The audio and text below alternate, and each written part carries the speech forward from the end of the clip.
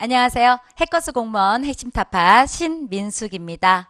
오늘은 국가직을 중심으로 해가지고 우리 공무원 국어의 출제 경향과 그 다음에 2019년도 커리큘럼에 대해서 소개를 한번 해드리려고 합니다.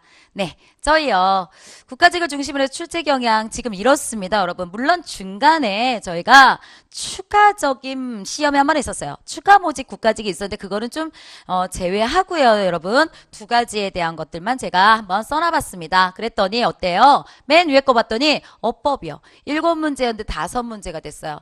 중간도 마찬가지고 중간 추가 모집 때도 마찬가지고 여러분 어떻게 되느냐? 7개, 5개, 6개, 7개, 8개 6개, 7개, 8개 정도예요. 지금 요번에 5개가 나왔지만 여러분 그 정도의 선이에요. 그러니까 우리가 한 뭐 정도면 요번에 조금 어법이 조금 적었다 이렇게 생각하시면 돼요. 어떻게 되는 거냐? 6, 7, 8개 정도 나옵니다. 그러니까 한 중간적으로 잡으면 한 7개 정도라 이렇게 생각하시면 되겠네요. 그 다음 비문학이 지금 여기 비문학과 문학이 보이십니까? 비문학은 지금 요런데 문학이 이렇게 되죠. 그러니까 두 개가 지금 서로 이게 바뀌어요. 어떨 때는 비문학이 많이 나오고 어떨 때는 문학이 나오고 이렇게 나온다는 거예요.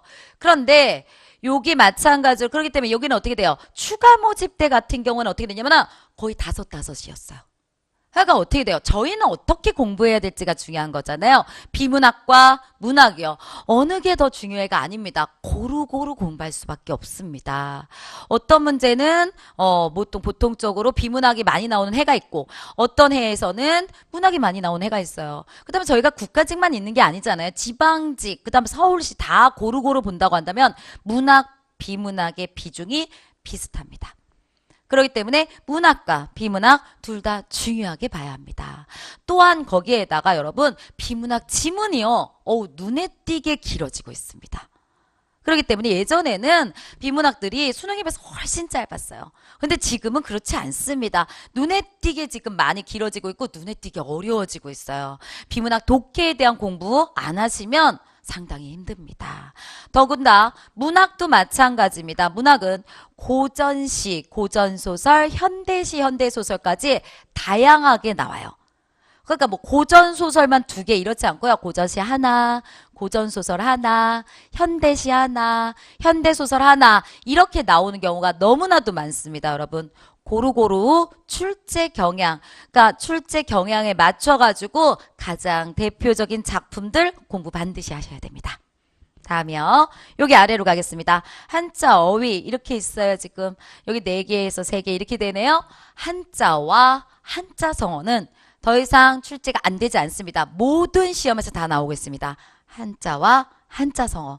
거기에 고유어가 나오느냐 안 나오느냐에 따라 가지고 하나, 2개 개수가 달라지고요. 어휘요. 우리가 혼동하기 쉬운 어휘라든가 아니면 다의어, 동음이어 이런 거에 어휘 문제가 꾸준히 출제되고 있어요. 그래서 이쪽이 3개, 4개 내지 4개 정도 출제가 지금 되고 있습니다. 그러면 결국적으로 제가 한번 말씀을 드리겠습니다. 공무원 국어 지금 현재의 특징을 말씀드리면 어법만을 공부해서는 절대로 합격할 수 없습니다.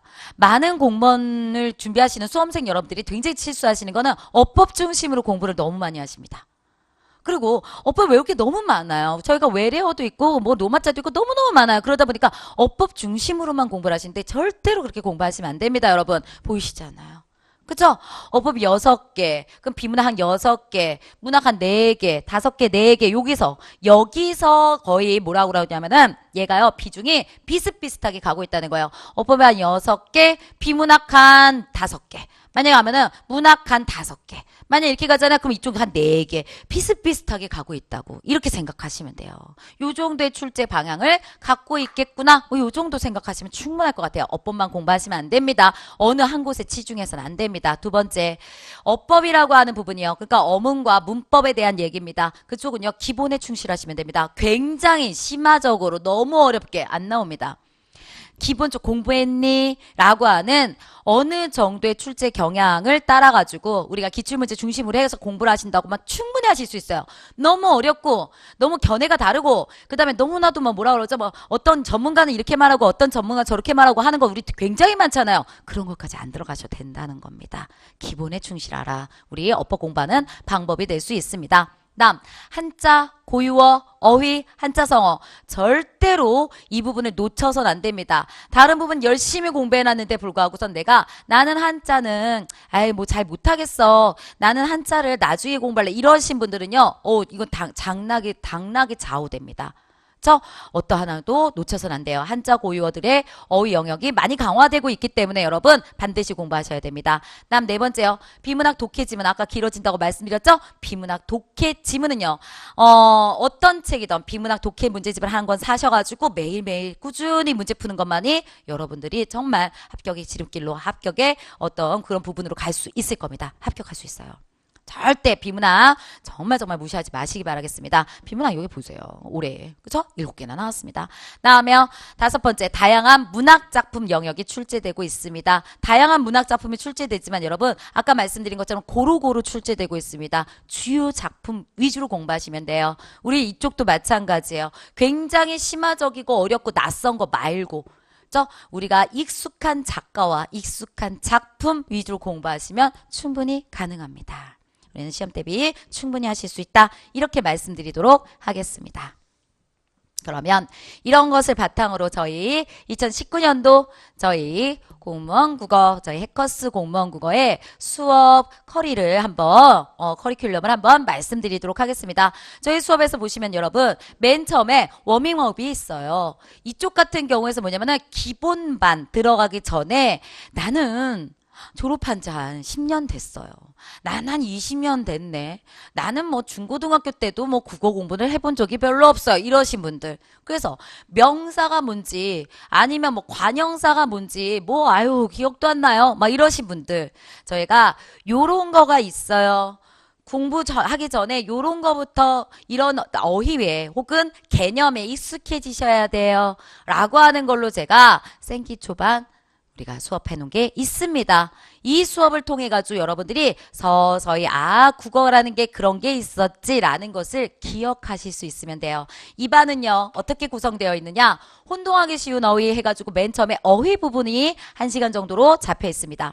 다음 문법적인 것들이 굉장히 많은데요. 우리 기본반에 가면 굉장히 힘들어 하시거든요. 그거 들어가기 전에 천천히 개념을 밟는 그런 수업이 여기에서 2시간 정도로 구성되어 있고요. 다음에 문학 부분의 시조 부분을 중심으로 수업했습니다. 1시간 정도 해서 총 4시간이 한 세트로 이렇게 잡혀 있어요. 그렇기 때문에 그래서 저희가 한 4개씩 해가지고 8주 32강 이 정도가 아마 있을 겁니다. 여러분 이런 수업들 확인하셔가지고 워밍업 저희가 처음에 시작한다. 이렇게 생각하시면 돼요.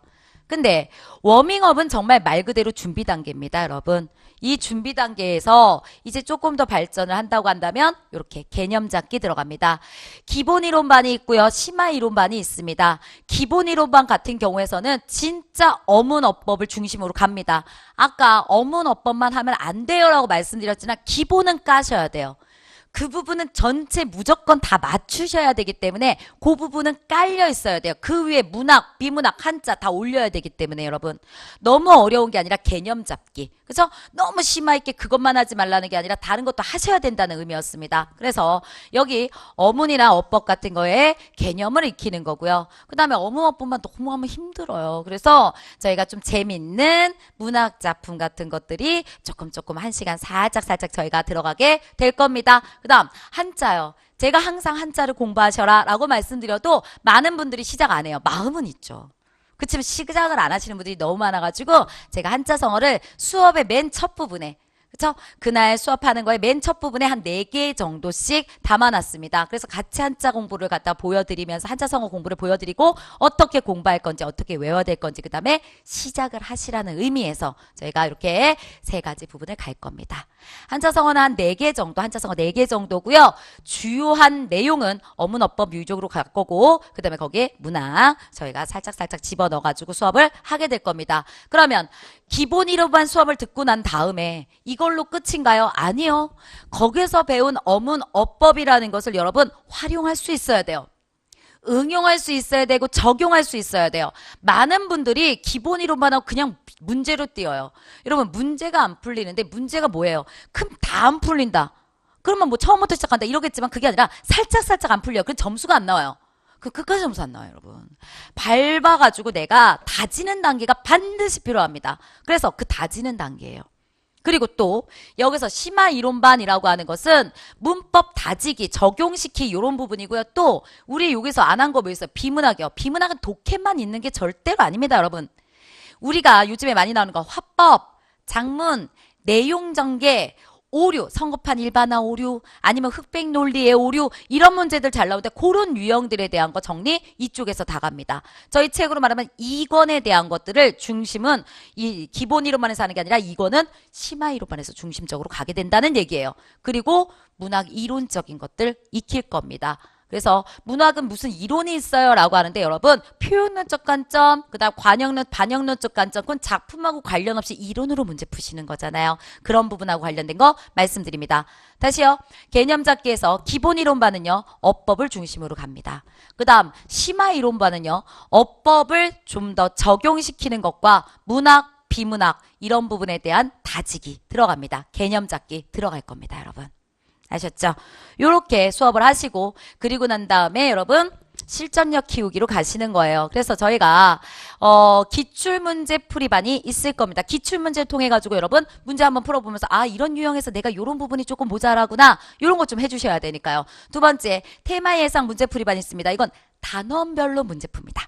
단원별로 문제 풀 거고요. 그 다음 저희가 현강에서는 저희가 이제 현강에서 우리가 같이 문제 하시는 분들한테는요. 제가 그 단원별로 해가지고 저희가 여태까지 나왔던 문제들이 있어요. 기출문제. 그러니까 여기서 기출문제는 한 3년치 요 정도 풀게 된다고 한다면 여기서요. 테마 예상 문제풀이반 같은 경우에서는 단원별로 품사면 품사, 파생어는 파생어 이렇게 해가지고 단원별로 해가지고 한 2000년도부터 시작해서 나온 기출 모든 문제 국가직 그 다음에 지방직 서울시뿐만 아니라 뭐 국회직이다 아니면 법원직이나 아니면 경찰직 모든 직종을 제가 구할 수 있는 문제는 다 구했어요. 그래서 그쪽 문제를 직접 단원별로 풀어보는 그런 시간들을 갖도록 할 겁니다. 마지막으로요. 실전 동영 갑니다. 저 3월 달부터 시작해서 3, 4, 5, 6 해가지고 4달 동안에 걸쳐서 3, 4, 5, 6에 걸쳐가지고 실제로 문제를 모의고사 문제를 푸시면서 여러분들의 어떤 감이라든가 아니면은 부족한 부분을 채우는 그런 시간을 갖도록 할 겁니다. 여러분. 그러니까 우리가 어디까지는 요 개념 잡기까지는 열심히 저희가 이론을 통해 가지고 공부를 해놓는다고 하는 것이고 그 다음에 실전력 키우기를 통해 가지고 이때부터는 뭐 하는 거예요? 진짜 실전에 돌입할 수 있고 그쵸? 이렇게 문제풀이에 적용할 수 있는 그런 부분을 키운다라고 말씀을 드립니다. 네, 그런데 맨 위에 테마발 특강이라고 그래가지고 한 부분이 있네요. 여러분 이건 무슨 얘기냐? 예요. 제가 여기서 워밍업 하고요. 개념 잡기 하고요. 이러면서 우리가 하나하나 단계를 밟아가는데 단계를 밟아가다 보니까 많은 분들이요. 저는 문학을 너무 못해요. 근데 저희가 문학할 수 있는 시간에 한계가 있잖아요. 문법을 할 수 있는 시간에 한계도 있고요. 그래서 많은 분들이 저한테 원하시는 문학이라고 하는 부분을 쫙 묶어서 문학 총정리반을 특강으로 모아놨습니다. 여러분. 이거는 여러분들이 언제든지 들어가셔가지고 내가 문학이 모자르다라고 한다면은 이 부분에 대한 수업을 좀 더 들어가지고 제가 보충적으로 자기의 어떤 성적을 올릴 수 있는 그런 기반을 다지시라는 겁니다. 그 다음 여기요.